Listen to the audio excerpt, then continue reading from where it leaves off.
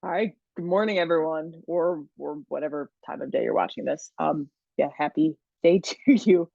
I've recently taken a new position with the USTA US Tennis Pro Circuit Tour as one of their physios, one of their sports medicine therapists, covering different tournaments.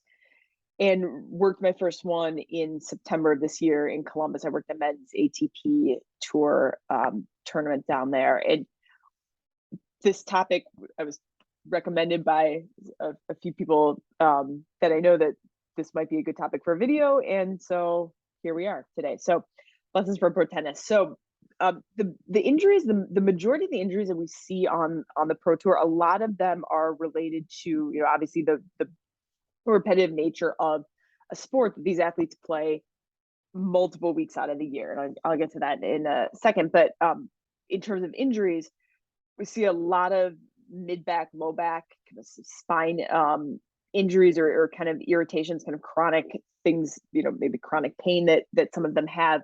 One from hitting forehands and backhands. I mean, tennis is a rotational sport, so when you're hitting those shots, it involves a lot of spine rotation, hit at a lot of power, and over the course of a match, which turns into a course of a tournament, if you keep advancing, and from 1 week to moving on to another tournament the next week, that can be a lot of load and a lot of strain through the spine.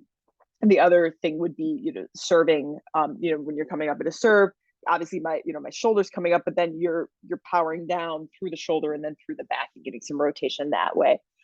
The other thing we saw a lot of are hip, anything related to the hip. So a lot of what we would call soft tissue injuries around the hip, meaning muscle kind of strains, aggravation, irritation, also some tightness and irritation in the hip joint itself, because from that side to side movement that the tennis players have to get, getting on, from one side of the court to the other, and that quick stopping and starting. I've put other videos up about acceleration and deceleration. They're doing that constantly throughout, a point and a set and a match, that kind of thing. And so that can add up. The other thing that we probably saw the most of was elbow pain, elbow injury. So whether it's from kind of the torque of the hitting, through the elbow, my shirt's kind of dark and you probably can't see that, but like through the elbow takes a lot of torque in hitting multiple shots repetitively through a match. And what, I just thought of one other one that I should probably mention: blisters. We saw a lot of issues with blisters, whether it's either foot blisters or blisters around where they're holding their racket, so on the palm, which if not taken care of, can be pretty bad for an upcoming match, where they have to be able to grip and hit a grip their racket and hit a serve that's coming at them at 100 miles an hour. So other things that I maybe interesting, maybe worthwhile to pass along to people is recovery. I talk a lot about recovery and load management in other videos, but something you learn from the pro level is that prioritizing that is very important. So they're really trying to dial in on their sleep and even nutrition, because we've talked about that that's an aspect of recovery as well, or making sure that they are cooling down properly or doing the right things after a match, getting the rest that they need, physical and mental rest.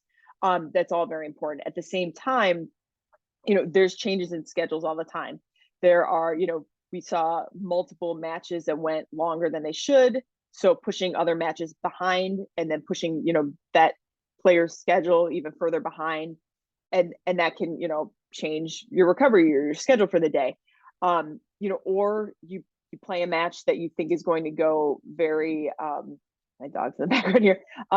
Playing a match that you think you can go very quickly, but then it turns into a 3.5 hour match. We saw that happen quite often.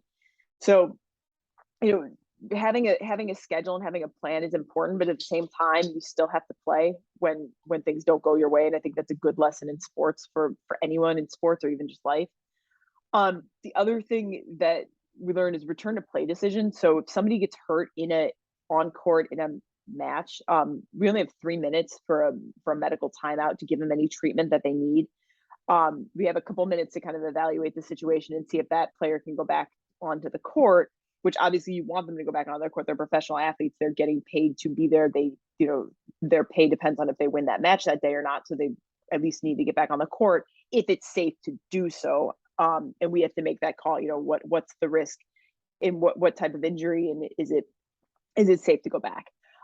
Or do they need treatment on the court to go back? And with that, they only have 3 minutes. It's different from another sport where you could sub a person out, give them whatever kind of treatment they need, and get them back on. The other thing that was kind of interesting was the level of travel. So tennis is a little bit different from like the pro golf tour, where everyone is kind of going to the same tournament every week, or you have a schedule laid out. In pro tennis, there are multiple tournaments going on. So like for example, this week, there's probably a tournament in Asia. There's a tournament in Europe. There's a couple tournaments on this continent, and different players are playing in all of those. And then maybe they will, like the tournament I worked, they all kind of descended on Columbus for a week.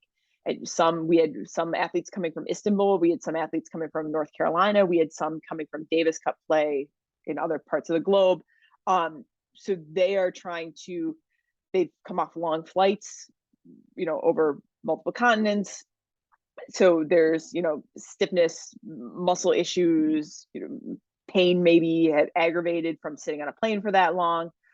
There's also issues with fatigue and recovery and being tired and trying to adjust to a new time zone and having to play. All of those things come into play. The other thing is there's not really a ton of off season. So you think, and I thought that the season was actually winding down, and my understanding is that the season continues. There's a tournament on New Year's Day. So even though we're approaching kind of the end of 2022 right now, matches are still continuing, tournaments are still continuing, and we'll pick up right back into 2023. So managing that, where other teams may have a busy season and then an off season, that doesn't really happen as much for these athletes. So, all right, that is it for this week's video. See you all next week. Have a good one.